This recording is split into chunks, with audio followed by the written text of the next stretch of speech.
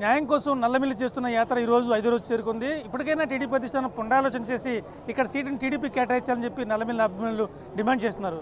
ఏది ఏమైనా సీటు ఇవ్వకపోతే మాత్రం ఖచ్చితంగా కూటమి ఇక్కడ సీటు కోల్పోతుందనే ధీమా వాళ్ళు వ్యక్తమవుతుంది. ప్రస్తుతం అంతా నల్లమిల్లి ఉన్నారు, వాళ్ళకి మరిన్ని వేలు తెలుసుకునే ప్రయత్నం. సార్ చెప్పండి, 5 రోజులుగా మీరు చేస్తున్న పాదయాత్ర, మీ ప్రజలను కలవడం అయితే ఏంటి, ఎలా కనిపిస్తుంది స్పందన? విశేషమైన స్పందన కనిపిస్తూ ఉంది. అత్యద్భుతమైన స్పందన, అనూహ్యమైన స్పందన, అసలు ఊహించని పరిస్థితి.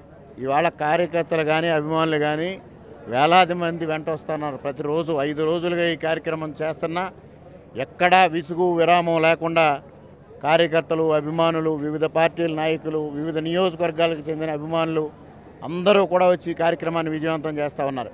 ప్రజల ముందుకు వెళ్ళినప్పుడు ప్రజల నుంచి విశేషమైన స్పందన వస్తూ ఉంది. ప్రజలు హారతులు పడతా ఉన్నారు, పూలదండలు వేస్తూ ఉన్నారు, ఆశీర్వదిస్తూ ఉన్నారు. తప్పనిసరిగా తెలుగుదేశం పార్టీ కూటమి పునరాలోచిస్తుంది. ఇక్కడ తెలుగుదేశం పార్టీ అభ్యర్థిగా మీరే ఉంటారు. లేని పక్షంలో మీరు ఏ కార్యాచరణ రూపొందించుకుని ముందుకు వెళితే మేమంతా మీ వెంట ఉంటాం.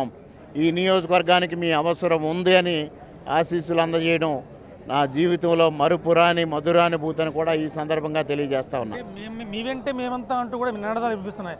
అయితే మీ పార్టీలో ఉన్న కొంతమంది సీనియర్ నేతలు వచ్చి మిమ్మల్ని కలిశారు, మిమ్మల్ని బుజ్జగించే ప్రయత్నం చేస్తున్నారు. మీతో చంద్రబాబు గారు కూడా ఫోన్లో మాట్లాడడం చేస్తున్నారు. నిన్న మీరు ప్రత్యక్షంగా బాపాటీలు వచ్చారు, ఎన్ని వాస్తవం అంటారా, ఎంతవరకు వచ్చింది? ఇవన్నీ వాస్తవమే.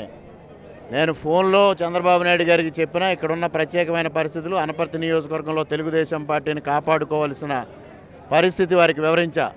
బాపట్లలో చంద్రబాబు నాయుడు గారు నేరుగా కలిసినప్పుడు కూడా ఇక్కడ తెలుగుదేశం పార్టీని రక్షించుకోవాలి, భవిష్యత్తులో తెలుగుదేశం పార్టీ ఉనికిని కాపాడుకోవాలి, దానికోసం మాత్రమే నా ప్రయత్నం, ఈ ప్రయత్నంలో వెనకడుగు వేసే ప్రసక్తి లేదు అని స్పష్టం చేయడం జరిగింది.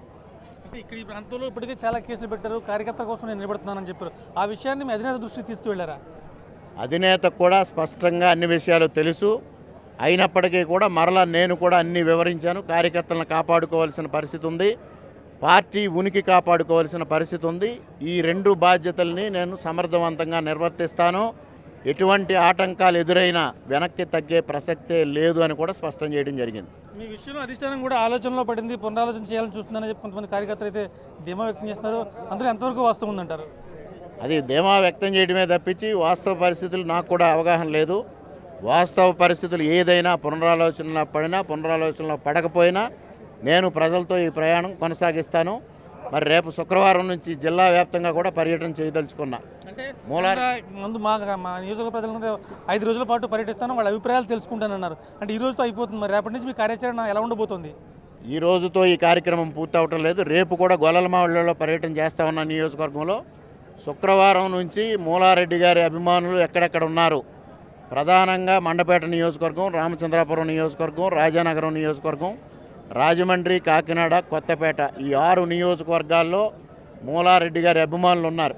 ముఖ్యంగా రామచంద్రాపురం, అనపర్తి, మండపేటల్లో ఆయన 1981లో సమితి అధ్యక్ష పదవికి పోటీ చేసినప్పుడు ఆ రోజు ద్రాక్షారామ నుంచి కేశవరం వరకు ఆ పరిధి ఉంది. ఆ పరిధిలో ప్రతి గ్రామంలోని మూలారెడ్డి గారికి అభిమానులు ఉన్నారు. అదేవిధంగా రాయవరం మండలం మూలారెడ్డి గారితో అనుబంధం ఉంది, అవినాభావ సంబంధం ఉంది.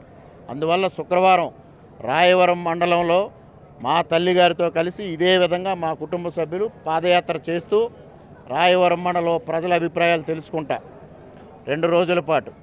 ఆ తదుపరి మండపేట రూరల్ మండలం, మండపేట పట్టణం కూడా ఈ విధంగా కార్యక్రమం చేసి రామచంద్రాపురం నియోజకవర్గం, రాజానగరం, రాజమండ్రి, కొత్తపేట, కాకినాడలో నేను పర్యటిస్తా, అందరి అభిప్రాయాలు తీసుకుంటా. సమాంతరంగా మా కుటుంబ సభ్యులు నియోజకవర్గంలో ఈ కార్యక్రమం నిర్వహిస్తూ ఉంటారు. రేపు జరగబోయే సమావేశానికి కొత్తపేటలో కావచ్చు, రామచంద్రపురంలో మీ అధినేత 2 భారీ బహిరంగ సభలు పెడుతున్నారు. ఆ సభలకు వెళ్ళి మీరు హాజరయ్యే అవకాశం ఉంటుందా? ఆ సభలకి నేను హాజరవ్వాల్సిన పరిస్థితి లేదు. ఎందువల్లంటే అది ఆ నియోజకవర్గానికి సంబంధించిన సమావేశం, రామచంద్రాపురం నియోజకవర్గానికి సంబంధించిన సమావేశం, అదేవిధంగా కొత్తపేటకు సంబంధించిన సమావేశం. ఆ నాయకులు ఉంటారు కానీ పక్క నియోజకవర్గం నాయకులు వెళ్లాల్సిన అవసరం కూడా లేదు దానికి. మీరు చెప్పండి, ఆయన ఇంట్లో కంటే రోడ్డు మీద ఎక్కువసేపు ఉంటారు అని చెప్పి కనబడుతుంది, ఎంతవరకు వస్తుంది? అది నిజమేనండి. ఎప్పుడు ఇంట్లో ఉంటారండి. నైట్ ఏదో టైంకి వస్తారు, మార్నింగ్ వెళ్ళిపోతారు. ఇంట్లో ఏ విషయాలు పట్టించుకోరండి. అసలు ఏవి పట్టించుకోరు. మేము ఏం చేస్తున్నామో కూడా ఆయనకి ఏం తెలియదు. అంటే ఈరోజు ఈ పరిస్థితి రావడం పట్ల మీరు అంటే ఏ రకంగా అనిపిస్తుంది? పార్టీకి 42 ఏళ్ళుగా మీ కుటుంబం, మీ మామగారు కావచ్చు, మీ భర్త గారు కావచ్చు, నాకు తెలుసండి. పార్టీకి ఎప్పుడు కష్టపడుతూనే వచ్చాం, చాలా ఆటుపోట్లు భరించామండి మేము. కానీ ఈ రోజున జరిగింది మాకు చాలా అన్యాయం. నాన్నగారి మీద 2-3 సార్లు అజయత్వం కూడా జరిగింది. ఆయన చాలా అడుగురే ప్రయత్నాలు చేస్తారు, అయినా కానీ పార్టీ కోసం ముందుకెళ్తున్నారు.